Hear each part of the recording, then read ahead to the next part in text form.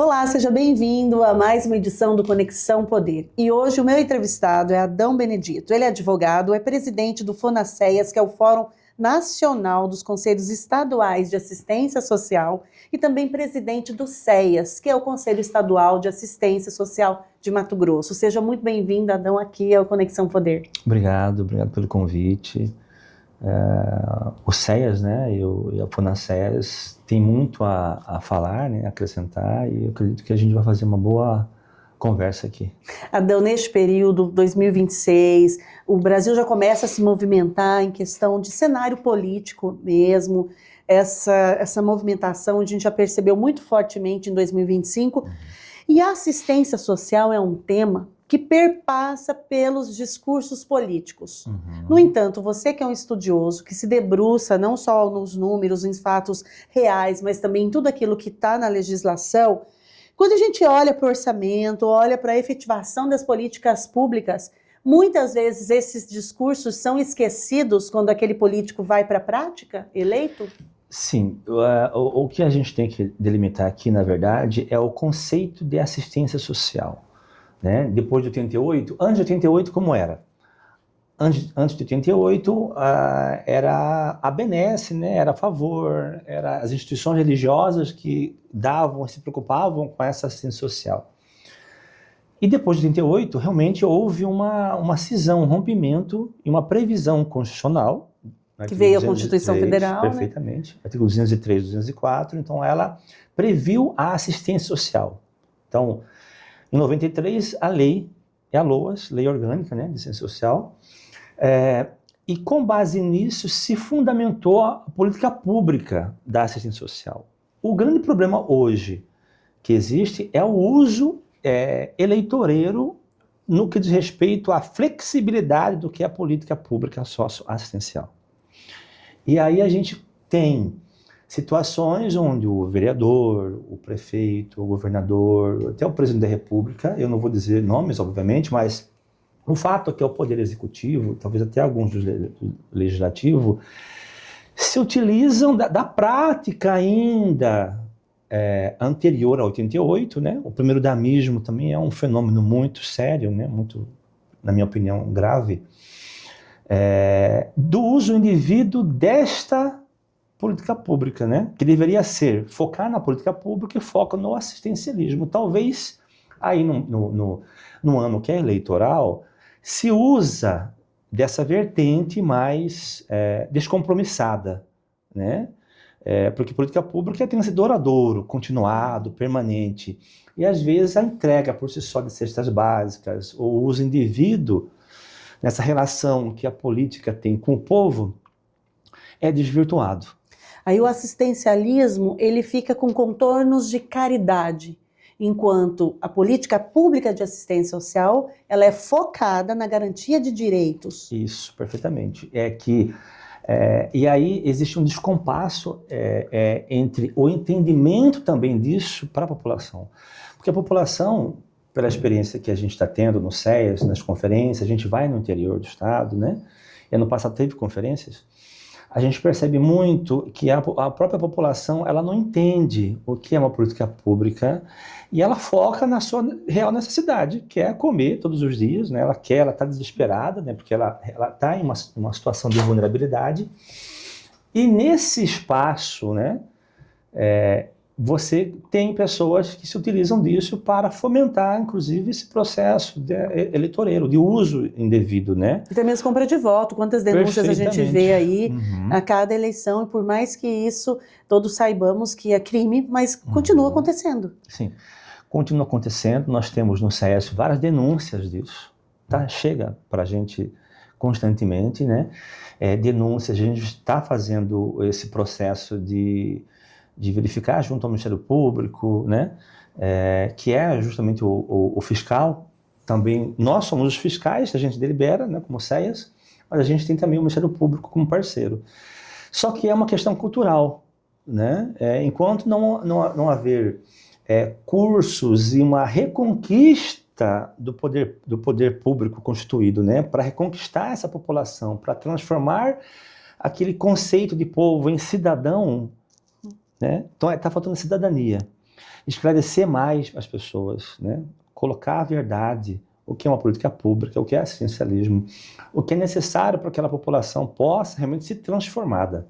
E muitas vezes o desconhecimento até daqueles que estão em cargos públicos. Eu digo isso porque, em uma ocasião, eu, numa Câmara Municipal de Vereadores, usei o termo SUAS, e um vereador quis me corrigir, dizendo que era SUS. E eu tive que explicar para ele que SUAS, eu estava falando da assistência social, porque eu mesmo desconhecia que existe um sistema único de assistência social. Outros também políticos que muitas vezes expressam opiniões acerca de programas federais e estaduais, desconhecendo acerca do programa e muitas vezes propondo, e aí você como advogado constitucionalista, propondo algo que é inconstitucional. Por essas andanças pelo Brasil, pelo Estado, você se depara com discursos dessa natureza, muitas vezes colocando questões que não cabem constitucionalmente, como se fosse assim a invenção do século. Qual que foi minha experiência quando eu cheguei no Conselho Estadual como advogado? Eu fiz uma pesquisa de legislação, né? A legislação do Estado de Mato Grosso era muito atrasada, nos municípios principalmente, que eram leis de 96, 97, né? E tinham várias inconsistências, até inconstitucionalidades também, a gente percebia. E aí esse desconhecimento é um desafio. A própria conferência no Eixo 4 do ano passado, ele tratou justamente sobre isso, sobre essa publicidade, sobre como é que a gente vai... É o desafio do próximo plano decenal, né? O plano decenal é aquele que em 10 anos você tem umas metas para serem cumpridas, né? Atingidas, né? E vai acabar agora em 2026 o segundo plano decenal, que é 2016 e 2026. Então, justamente essa conferência que aconteceu, teve um eixo que tratava justamente sobre isso, a conscientização do que é a política pública, tanto para as pessoas, os usuários, como para o trabalhador do SUAS, como para as entidades, como para o governo. Porque o que está acontecendo hoje as pessoas não sabem o que é a política pública, o que é a assistência social, qual é a prioridade. E aí você, dentro das câmaras de vereadores ou nas assembleias, você não tem esse entendimento do que é, e aí começam a colocar enxertos, talvez que, se realmente entrassem com ações diretas, né, ou contra a Constituição do Mato Grosso, no caso, né, ou contra no STF, né, você conseguiria enxergar claramente que existem distorções. Então há uma desconhecimento geral sobre o que é o SUAS. Ela é uma política pública, como a gente já colocou aqui, né, que ela e aí como política pública no âmbito nacional, e aí é uma prerrogativa do Congresso, tem uma lei federal, ela entende que esta área da assistência social, ela precisa acontecer, ou seja, ela tem que focar naquelas populações, ou indivíduos, ou famílias que estão em estado de vulnerabilidade social. Então, a assistência social, hoje, ela é um direito, né, que você tem e que tem que exigir, sim, a população que está em estado de vulnerabilidade, ela tem que exigir esse direito. E é justamente isso. O que está acontecendo para aquele indivíduo ou para aquela família, né? O que está acontecendo se ela não tem um emprego, se ela está passando fome, se ela está numa escola, o que o Estado pode fazer para que ela estruture ou consiga estruturar aquele indivíduo ou aquela família e retire ela daquele estado de vulnerabilização. Então a assistência social é justamente isso. E é muito importante a gente dizer que dentro da assistência social existem caminhos, a perspectiva daquele para afastar a vulnerabilidade e no aspecto da prevenção, que aquela vulnerabilidade não se agrave, e também quando aquele indivíduo já tem seu direito violado, que ele está em uma situação de extrema vulnerabilidade. Então a assistência social é algo muito complexo e que para o município é mais pesado, Adão? Não, é mais pesado pelo seguinte, pela questão, inclusive, orçamentária. Você não consegue fazer política pública sem dinheiro. Isso é impossível, né? Hoje, nós temos um orçamento muito pequeno para os serviços. Em todas as esferas? Em todas as esferas, né? Mas a gente vamos chegar lá, então. A União. O orçamento da União hoje, em 2026 para 2026, eu vou fazer alguma coisa muito aproximada, eu não tenho os dados muito concretos, né? Mas hoje, para o BPC, que é o benefício de prestação continuada, é 148 bilhões aproximadamente. Para o programa Bolsa Família, 150 bilhões. Mas para os serviços, que é os atendimentos nos CRAS e CREAS, é 3% ou a 4% disso. Então é muito pouco dinheiro. Então esse dinheiro que é repassado para os 5.500 e poucos municípios chega muito pouco. Então os municípios que estavam na perspectiva de ter um repasse maior podem esquecer. Não, pode esquecer porque é o seguinte, a gente só vai resolver a questão do orçamento quando a PEC 383 de 2017 for aprovada, que é 1% sobre a receita líquida do exercício anterior, né? Então isso vai elevar e vai poder repassar para os municípios muito mais. Então enquanto não tiver esse repasse, essa aprovação dessa PEC, ainda vai ser bem módica esses repasses nos valores, né? Recentemente, em dezembro, o presidente Lula manifestou apoio em relação à PEC, até comentou que ia buscar o Congresso para apoiar, que iria estar atuando para auxiliar essa aprovação. Em que pé nós estamos? Porque vem desde 2017, é um tema frequente, recorrente nas conferências, da importância desse percentual para que os municípios possam oferecer um trabalho com mais qualidade e ampliar mais os seus serviços. Perfeitamente. Eu estava na Conferência Nacional em Brasília, agora nos dias 9 a 14 de dezembro em Brasília. Eu realmente assisti, né, a fala do presidente Lula, estava lá no centro de convenções. E a primeira coisa que ele falou foi que ele ia fazer um estudo técnico, né, sobre essa PEC que realmente colocaria os apoiadores, né, toda a parte dos deputados, né, da base de apoio para a aprovação da PEC. É claro que precisa ser feito esse estudo não foi feito. Ano passado, acho que em fevereiro, eu estive em Brasília, no segundo encontro do Fundo Nacional, né, foi feita uma apresentação de um estudo sobre o custo dos serviços no Brasil todo. É um estudo inédito que precisa os estados, né, começarem também a participarem também disso, até para entender se esses 1% vai dar ou não. Mas o fato é que o repasse desses valores aos municípios pelo governo federal é muito pouco. Né? E é justamente os municípios que executam esses serviços, né? No município que tem os CRAS, que tem os CREAS. O município é quem mais subsidia o valor. Perfeito. Né? Então eles têm um orçamento que é voltado para isso. O Estado também contribui com financiamento estadual, né? Mas mesmo assim existe um déficit muito grande de equipamentos públicos, né? Que houve realmente muito avanço, houve um crescimento. O CNAS fez um levantamento, que é o Conselho Nacional, né, de Assistência Social, fez um levantamento dos últimos 10 anos sobre o avanço dos equipamentos públicos, né, com os CRAS, CREAS, e mesmo assim a demanda ela precisa ser ampliada, ou seja, tem muito mais demanda do que equipamento, do que equipe de referência. Então precisa de mais, é uma reação em cadeia. Precisa de mais gente trabalhando nessa área. Ainda mais considerando os números que nós temos no estado de Mato Grosso, porque quando se olha para um estado que o que lidera o ranking do estado em que mais mulheres morrem vítimas de violência, e é o terceiro no ranking que mais crianças são mortas, é um indicador importantíssimo para que nós reforcemos as nossas políticas públicas de assistência social, porque a assistência social trabalha diretamente com pessoas em situação de vulnerabilidade. Perfeitamente.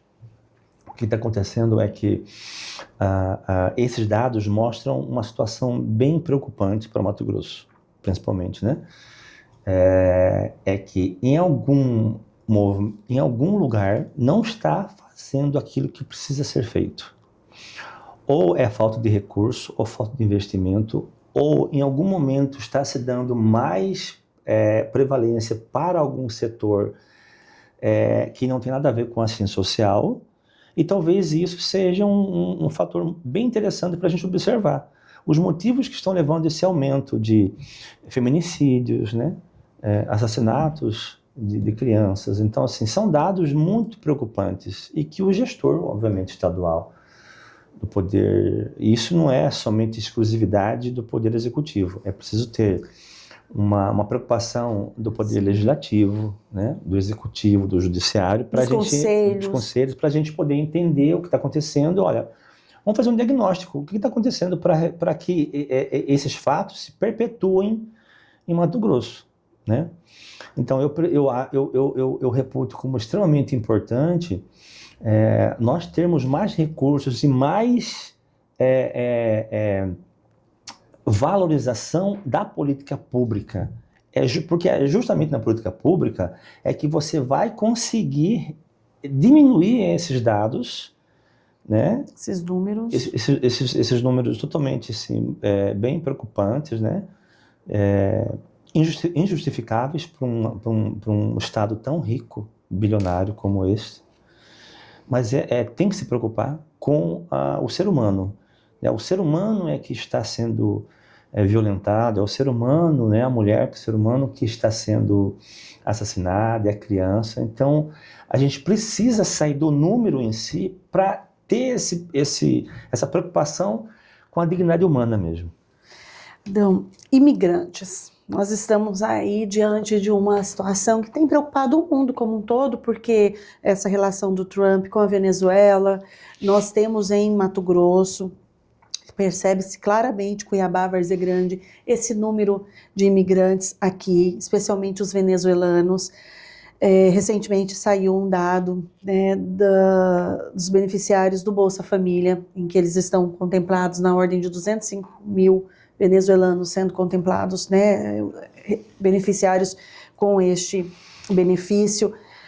E toda essa situação na Venezuela também impacta em Mato Grosso, impacta em Cuiabá. Muitas vezes as pessoas assistem às entrevistas e não têm essa clareza do quanto interfere essencialmente no lugar onde você vive. Uma cidade com qualidade de vida é uma cidade onde que todos tenham oportunidade. Como que você avalia essa política pública voltada também para os imigrantes, a questão dos venezuelanos aqui em Cuiabá? Sim, o Brasil ele sempre foi acolhedor. Então essa é uma característica desse acolhimento, né?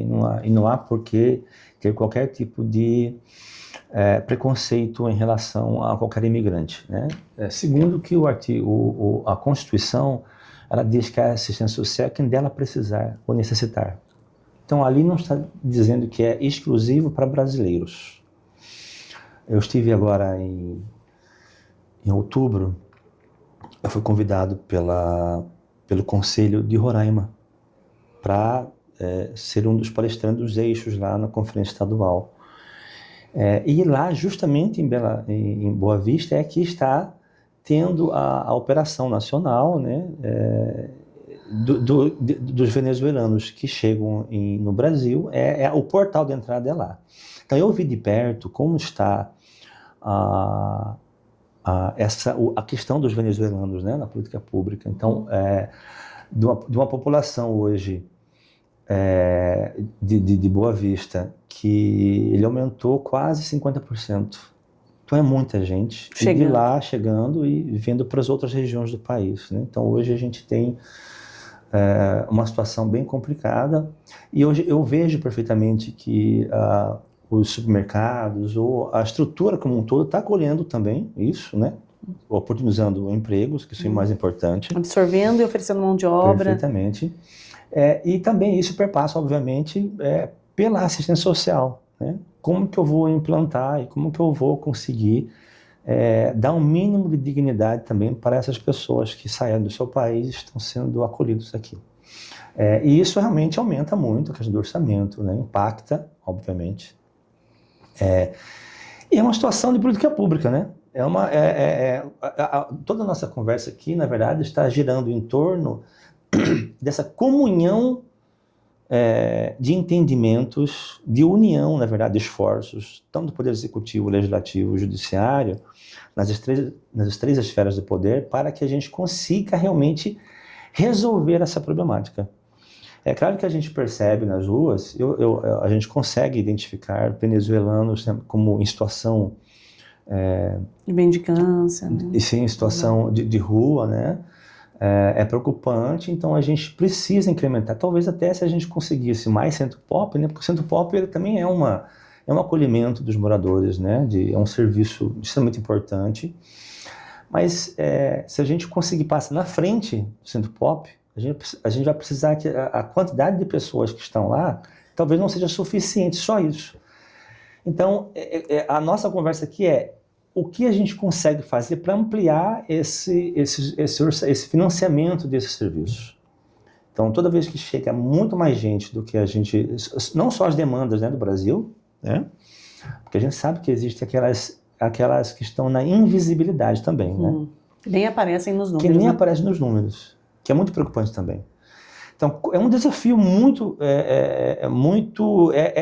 desafio para quem está na gestão, você ter esse olhar, não só no número, mas assim, a gente precisa entender que os venezuelanos, assim como qualquer outro brasileiro que esteja em situação de vulnerabilidade, ele tem que ter esse olhar da humanização, né?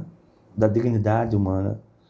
Então eu acho que é mais de conscientização e de esforço conjunto para a gente resolver isso. Você falando de invisibilidade, moradores, pessoas em situação de rua, também é um público que muitas vezes está invisível para o olhar do outro.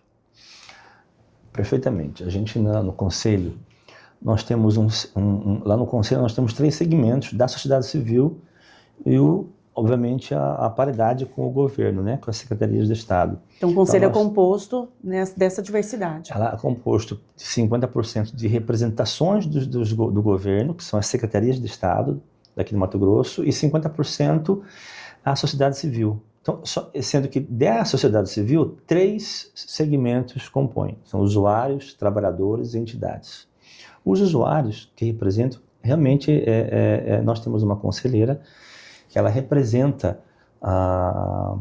o movimento nacional da população em situação de rua, e chegou ao nosso conhecimento uma situação muito complicada, foi aquela situação do assassinato daquele rapaz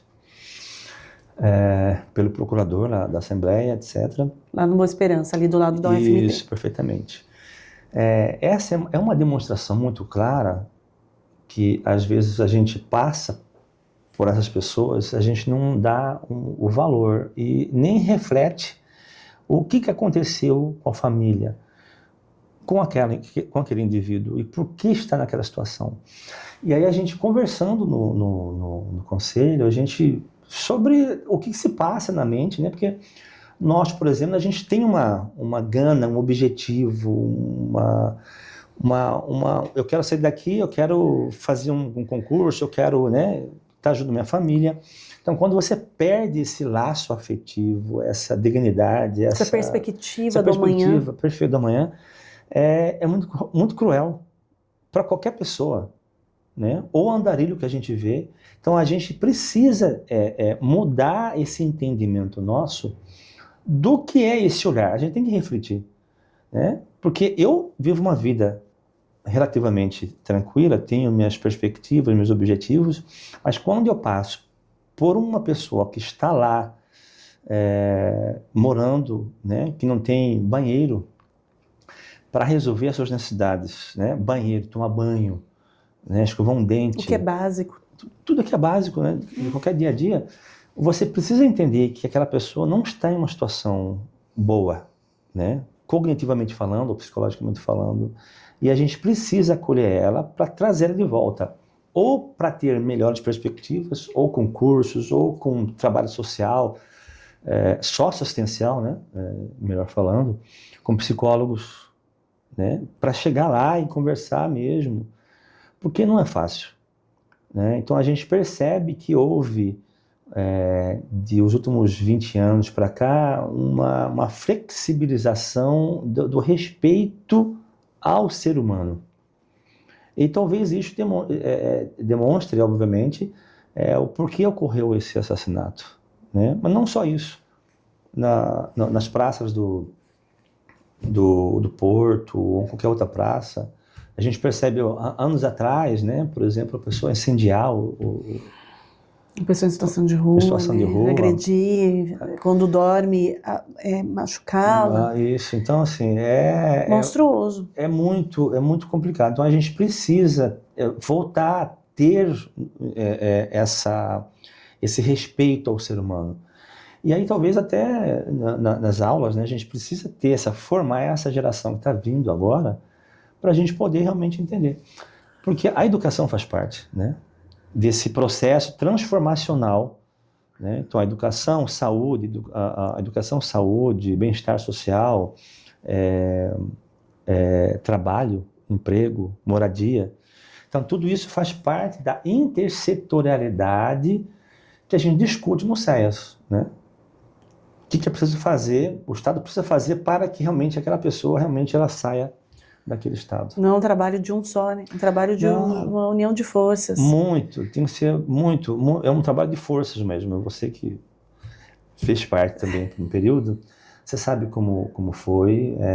Então a gente precisa todos esses espectros, né, da sociedade ali, não só usuários, como o trabalhador do SUAS, como as entidades, como o governo em si, conversando para a gente poder resolver essa situação. Nosso país, a gente, em relação à legislação, programas, normatização, nós temos a contento ou precisamos avançar mais? Quando a gente olha para a situação das pessoas em vulnerabilidade. Não, a gente precisa respeitar mais aquilo que está posto.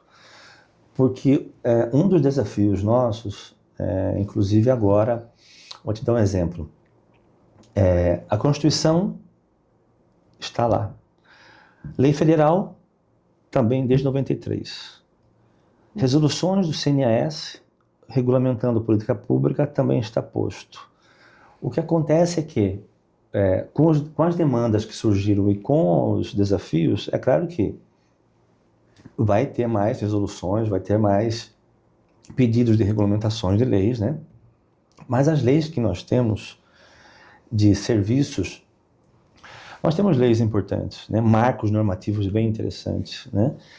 O grande problema é que, às vezes, como a gente falou no início da conversa, é que a vontade política, às vezes, ele quer relativizar uma resolução, por exemplo, do CNAS, ou relativizar uma lei, justamente para desrespeitá-lo, né? Então, assim, não é que criar mais leis vai ser suficiente, mas é óbvio que uma sociedade complexa como o Brasil, ele vai criar leis, e tem muitas leis, diferente, por exemplo, da tradição norte-americana ou da Inglaterra, mas é algo do Brasil mesmo, né?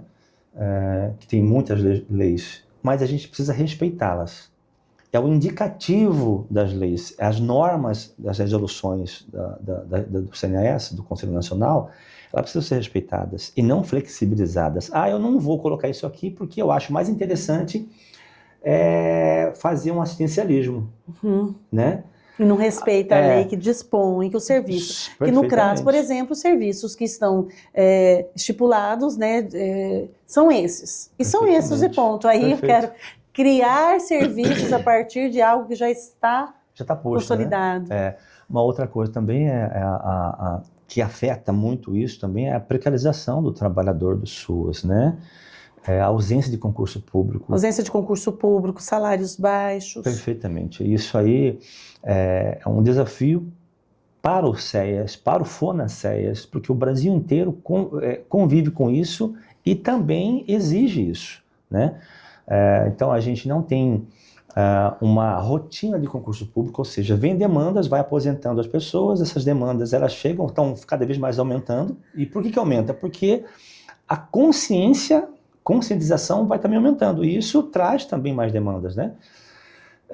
E aí você não repõe o trabalhador, o concurso público, porque aí ao invés de você fazer o concurso público, você na verdade precariza, então você cria alternativas para suprir aquela situação temporária, né? Então é uma crítica sim em todos os nossos eventos, seja do CEAS, seja das conferências, seja dos encontros do FUNACEAS, a ausência de concurso público, né? Então, além de ter vereadores, ou prefeitos, ou governadores, etc., o movimento político como um todo, partidário, né, que flexibiliza, ou seja, ele tende a colocar mais pessoas contratadas, né, comissionadas, do que fazer um concurso público. Para nós da política pública, que atua todos os dias praticamente, é ruim, porque você traz a descontinuidade do serviço público ao invés de você ter continuidade. Porque a família que está com fome, que está lá sendo desestruturada, violentada, né, ela é contínua. Então não é somente em 4 anos que ela tem isso, né? Então essa situação ela precisa ser enfrentada para que essa continuidade do serviço público seja feita de maneira correta e não, surgiu um outro prefeito agora e eu vou mandar embora todos os contratados e perde aquilo que foi feito. A capacitação ao longo desse tempo. Perde tudo, os serviços, inclusive o conhecimento. As informações adquiridas. E aí você dá, a impressão que se dá é que às vezes você avança 2 degraus, mas você volta 3, aí vai 2, então é muito lento, né? E outra característica importante é que o trabalhador do SUAS, ele tem uma habilidade muito específica do olhar humanizado e sensível com o outro, sim, com o usuário do sistema. Perfeitamente. Para você trabalhar no SUAS, para você trabalhar num organismo que é voltado para o social, você precisa ter em si a responsabilidade social, mesmo. Porque essa ausência de dinheiro, etc., eu já vi presencialmente falando, nos CRAS e CRES, por exemplo, o próprio trabalhador tirar dinheiro do bolso para dar a algum elemento, alguma atividade ali, ou refrigerante, ou um joguete, para justamente não parar o serviço. Por quê? E se você não ter essa responsabilidade social, né, e aí eu realmente tiro o chapéu para o trabalhador do SUAS, porque ele trabalha muito, leva serviço para casa, ele é um funcionário público que é altamente especializado, entende o que está acontecendo, mas ele fica preso, obviamente, a questões financeiras, orçamentárias, né, então não consegue, senão ele mesmo se prejudica, né? Mas o trabalhador, realmente, do chão de fábrica, que se fala, né, aquele que está lá no dia a dia do CRAS, do CREAS, ele tem que tirar o chapéu para ele, porque ele realmente faz a diferença, mas a gente precisa sair disso. A gente precisa criar um pensamento de que o funcionário público, ele não é o algoz. Ele é aquele que vai fazer com que aquele serviço seja de fato continuado, né? E aí eu vejo reportagens até desvalorizando o funcionário público, né? Principalmente dessa área, e aí eu fico assim, uma pena, né? Que o gestor público estadual, municipal, ou qualquer outro, ele tenha esse pensamento, né? E não acho correto, eu acho que nós temos que realmente valorizar aquele que realmente estará no dia a dia e continuar, porque essa vulnerabilidade não vai acabar tão cedo, né? Até que a gente consiga realmente ter uma outra estrutura de pensamento, uma estrutura de cultural no Brasil. Então é necessário isso. Adão, qual que é o seu diagnóstico de Mato Grosso frente à política pública de assistência social, em relação aos municípios, seus conselhos? Como que você avalia, assim, faz um diagnóstico para mim de como está Mato Grosso nesse aspecto? Porque quando a gente se depara com municípios que têm uma arrecadação maior, municípios que são que têm uma arrecadação menor ou que têm problemas estruturais mais desafiadores, a gente percebe no mesmo estado realidades muito diversas. Então, você que percorreu esse estado, acho que você conhece todos os municípios? Quase todos. Eu já fui em bastante. Sim. É. A gente foi pessoalmente. O que acontece é o seguinte, é que eu falo de conselho principalmente, né? Conselhos são obrigatórios para que haja política pública. Então, primeiro, né? Artigo 30 da LOAS. CPF. É o CPF, Conselho Fundo e Plano. Tem que ter funcionando. Mas o desafio é você capacitar os conselheiros, seja do governo, porque às vezes o representante do governo nos municípios, ele é aquele que o prefeito está lá, é você que vai e pronto, né? E às vezes você é colocado, às vezes é comissionado, e você não tem aquele entendimento. A dimensão da importância. Perfeitamente. E a sociedade civil também. A sociedade civil é um desafio para você compor conselho, seja usuários, trabalhadores ou entidades. Porque às vezes as entidades elas não chegaram naquele município de pequeno porte 1, que é aquele menorzinho, né? E fazer com que aquele conselho ele realmente seja um órgão deliberativo, fiscalizador, que ele exige capacitação continuada e permanente e exige cidadania. Só quem tem aquele conceito de cidadania é que vai realmente fazer com que você consiga analisar, tenha aquela intenção de ser uma pessoa da população que quer fazer diferença. Porque trabalhar em conselhos é justamente isso. É um desafio. Então a gente está percebendo que existem muitos municípios que têm uma desestrutura nos conselhos, mas isso também talvez por falta de implementar mais no interior a política pública. Né? Então a gente tem planos nacionais de educação permanente, né? E para que toda essa estrutura desse plano nacional ele chegue realmente nos municípios, é preciso de muito esforço, né? Do Estado, da União e do próprio município. Né? Então a gente percebe claramente que existe uma desestrutura. E a gente percebe isso pelas demandas que chegam nos CEAs, né? Então, desde o processo eleitoral nos conselhos municipais, desde capacitação para os conselhos municipais,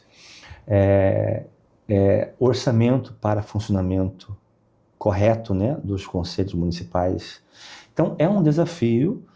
É claro que eu não tenho os dados aí das socioassistenciais, né, da vigilância, como está outros serviços, né? Mas eu tenho que é um avançar. A gente percebe que os municípios de pequeno porte 1 e 2, na maioria deles, que não tem o agro nem envolvido, né? Porque às vezes o município às vezes é pequeno porte 1 e 2, mas o agro está lá e incrementa muito a renda do município. Então a gente percebe que existe déficits, né? Equipamentos públicos como CRAS e CREAS, às vezes está faltando reforma, né? O atendimento ainda é precário, né? Tem muita ausência de concurso público. Então, assim, existem esses gargalos que precisam ser enfrentados. Para você, assim, qual o maior desafio dentro da política pública para o gestor municipal, para o presidente do conselho municipal? O maior desafio é estruturar e capacitar esses conselheiros e esses conselhos municipais. É capacitação. Né? Então, porque às vezes a infraestrutura, você tem sala de reunião, às vezes chega para cá, numa sala, etc., ok, a gente consegue funcionar. Mas capacitação é você entender claramente o que é política pública. É aquilo que a gente falou aqui. No SEA, a gente tem um programa interno de fazer assessoramentos regionais. Né? Então, a gente criou um módulo bem básico de história da política pública antes de 88 e pós-88, né? A gente colocou qual que é a função de um conselheiro, né? Qual é a função, o que é a função dele, o que é a legislação, quais são as legislações que estão lá. Então a gente vai lá, foca na Constituição, legislação da LOAS, resoluções, apresenta todo esse arsenal, né? Que é um verdadeiro arsenal mesmo, um arsenal de documental para ele, porque ele precisa entender. né? Inclusive, essa conversa que a gente está tendo, uma conversa bem interessante, serve também para que as pessoas possam ter essa percepção de importância da política pública socioassistencial.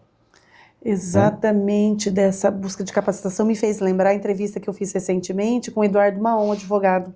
E uma coisa que ele foi assim, muito firme foi em dizer que os parlamentares, especialmente federal, né, da esfera federal, eles tinham que ter um curso básico de legislação, que muitas vezes conseguem se eleger a cargos de deputados federais e senadores, mas, enfim, Congresso Nacional, e quando chega lá, tem um despreparo acerca da legislação, que é a base que sustenta, desde o regimento interno.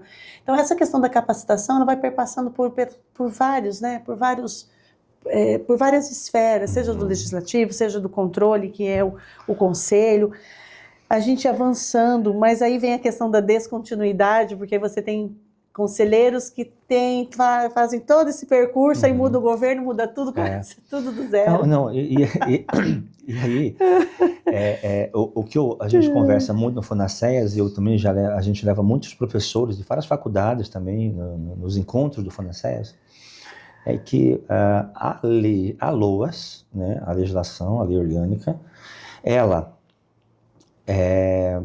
talvez pelo ineditismo de política pública, ela criou alguns cenários bem interessantes que serviram para a época. Por exemplo, serviram para a época o mandato de 2 anos, né, para conselheiros. Então, eu acho que a gente precisa... Por quê? Porque esses 2 anos, hoje, está sendo um enfraquecimento, na minha visão, porque você coloca conselheiros lá, quando você vai começar a entender sobre política pública, você tem que sair.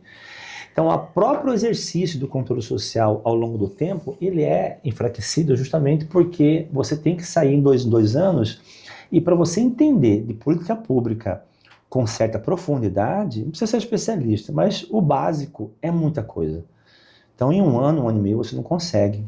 Então, você precisa ser capacitado mesmo, né, com muitos cursos, enfrentar os desafios que é estar ali nas reuniões dos conselhos, entender plenamente o que está acontecendo no seu município, né, para que você possa dar sua contribuição, né, ter esse mínimo de raciocínio lógico, entender, sair do conceito de povo mesmo, né? E às vezes o povo, porque a diferença do conceito do povo e cidadão é que o cidadão, ele entende os seus direitos, quer resolver, e às vezes falta ou conhecimento ou alguma estrutura que o próprio Estado deveria conceder para ele poder contribuir, né?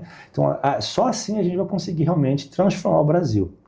E na minha visão, o seu entrevistado, o Dr. Maon, está correto, né? Todos os vereadores, deputados, prefeitos, aquele que se quer se aventurar a contribuir, né, com o seu país, precisa entender minimamente sobre a legislação, né? Porque o que a gente percebe muito claramente é que quando a gente vai verificar alguma legislação, e a gente está enfrentando isso lá no SES, porque a gente, entre a SES e a CETASC, a gente tem uma comissão de leis.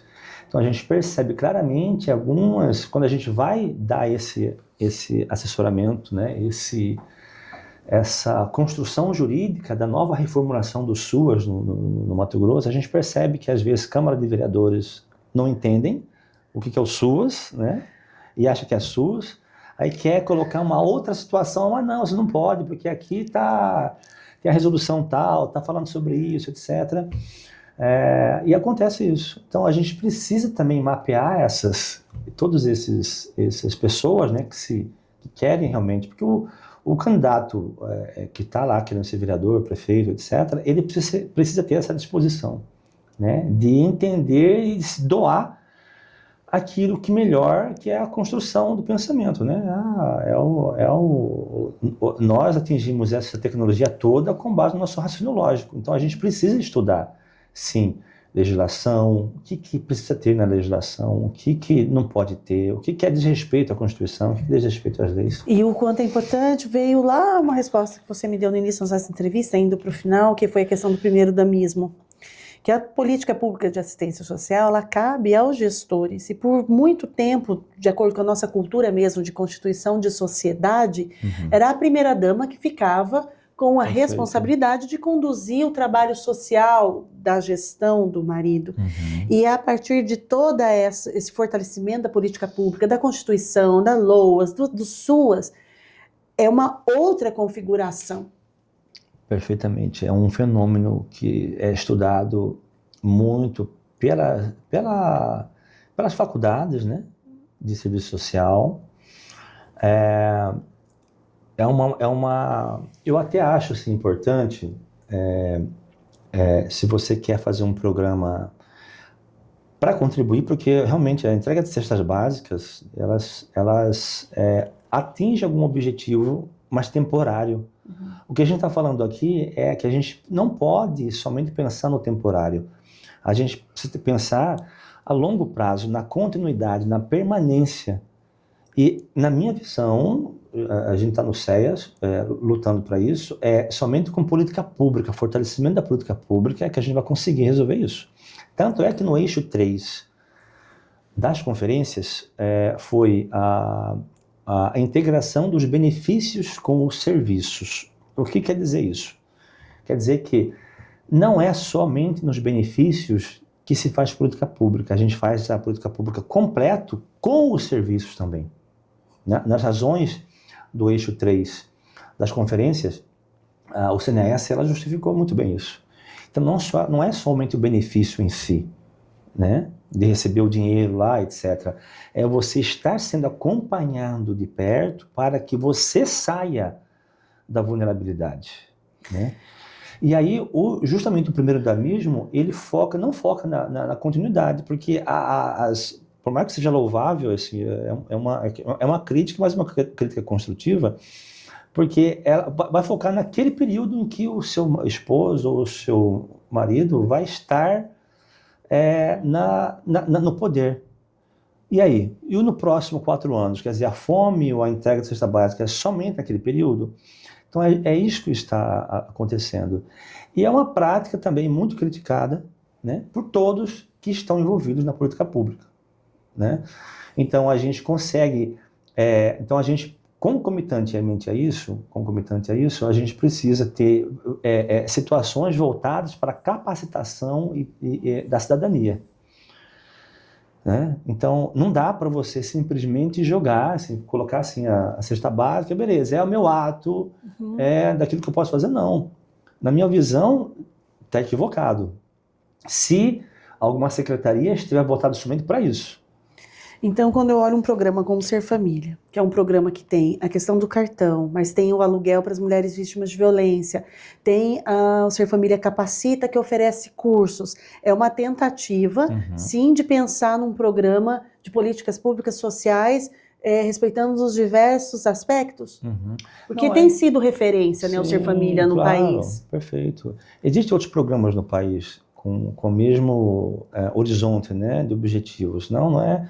A questão é uma lei, né? O programa Ser Família é uma lei do Estado. Isso aí não há. O Estado pode criar legislações e programas. Isso não é o problema. E é importante. É importante, claro. Né? As pessoas. Teve agora uma entrega de cestas básicas, né? Não sei quantas mil cestas básicas foram entregues. A questão não é essa. A questão é, ao mesmo tempo em que eu estou dando um incentivo, um investimento, um alto investimento no programa, eu preciso, concomitante a isso, também investir no mesmo nível de percepção e de prioridade na política pública, né? Conjuntamente. Eu não posso voltar o programa Ser Família somente para, sei lá, 99% do Estado só programa Ser Família e 1% é política pública. Não, gente, a gente precisa entender claramente o que são esses movimentos, esses programas, e o que vai resolver definitivamente a situação. Né? E pela experiência que a gente tem, só vai resolver a situação permanentemente, continuadamente, com política pública bem estruturada, com investimento, né, ampliado, né? E a gente precisa parabenizar o Estado por ter esse avançar no cofinanciamento, né? Houve realmente um avançar bem interessante, mas é possível fazer mais, né? Então, então esse fenômeno que às vezes acontece e que é criticado é justamente por isso. Olha, a gente está criticando isso porque isso é passageiro, isso é temporário, isso não resolve o problema, né? Mas para resolver esse problema, realmente a gente precisa conversar mais, né? Ter mais investimentos na política pública, na continuidade disso, pensar daqui a 8 anos, 10 anos, né? Não é só pensar nos 4 anos. Sim, uma mudança, né? Sim. Para a gente encerrar, Adão, quais são as angústias que unem vocês que estão no FONASEAS, os gestores dos estados, né, dos conselhos, né, os presidentes de conselhos estaduais do Brasil, sim. As maiores angústias e as maiores esperanças? Vamos lá. As maiores angústias é recorrente, inclusive isso teve um grande debate no passado. A Controladoria Geral da União, ela fez um levantamento nos 27, os 26 estados, mais o Distrito Federal, sobre a estruturação dos conselhos municipais e estaduais. Então, hoje nós temos um documento da CGU que nos mostra uma situação bem de preocupação, né? Que é como está a relação entre controle social municipal estadual com as gestões municipais e estaduais. Então, na desestruturação, né, de equipes qualificadas, equipes da Secretaria Executiva qualificadas, com capacitações, né, conselheiros capacitados, local onde você tem as reuniões, condições financeiras de você se deslocar para você se capacitar em Brasília ou no outro lugar, né, os municípios também, é um gargalo muito grande, inclusive é algo assim, que nos preocupa muito. Nas últimas conferências, nós planejamos para 416 delegados, nós vieram 280, alguma coisa, então a gente está fazendo um levantamento de por qual motivo esses delegados não vieram para cá, e muitos não vieram por falta de previsão orçamentária ou por que naquela legislação do município não reconhece o delegado ou conselheiro que foi votado, né, para estar aqui na estadual, pudesse se deslocar, como diárias e passagens, etc. Né? Então, a gente vai levar isso para o Ministério Público, inclusive. Então, o diagnóstico da CGU e o que a gente faz, conversa muito sobre isso lá no FONASES, que essa estruturação mínima, essa estruturação. Porque, às vezes, tem estado que está mais estruturado, tem estados que estão menos estruturados, né? Inclusive, às vezes, há perseguição, há assédios institucionais, né? De esvaziamento do controle social, por questões políticas, partidárias, etc. E o grande foco nosso lá é justamente isso.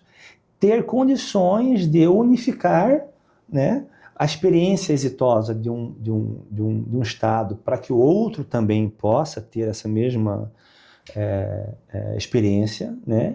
Capacitações, núcleos de educação permanente, ou seja, às vezes tem um plano nacional de educação permanente, mas às vezes o Estado ele não implantou. Ou aquele que implantou só dá 2 cursos ou 2 processos formativos, né? Então, tem 3 processos formativos que precisam ter a mesma prioridade. Gestão dos SUAS, programas e projetos e controle social. Então, às vezes, tem estados que só estão dando prioridade para 2 processos formativos e o controle social não. Então, a gente tem que estar mapeando todas essas situações que foi constatada, de fato, na CGU, no relatório nacional, para a gente poder estabelecer quais são as estratégias daqui para frente para a gente resolver ou diminuir esses gargalos, né? Isso é a primeira parte da pergunta. E outras, as esperanças? As esperanças, obviamente, as esperanças é ter a aprovação da PEC, principalmente da PEC 383 de 2017, que vai realmente alavancar muito a questão financeira e vai poder, inclusive, ter mais pessoas trabalhando. Ampliar... Hoje está em tramitação no Congresso. Está em tramitação no Congresso. E falta esse estudo mais aprofundado. Inclusive, teve até uma audiência pública ano passado, em novembro do ano passado, teve uma audiência pública sobre essa temática. Teve várias pessoas, né, do CNAS, do Conselho Nacional, lá, debatendo sobre isso, professores universitários, né? E o grande projeto nosso para esse ano, 2026, é justamente a aprovação da PEC, né?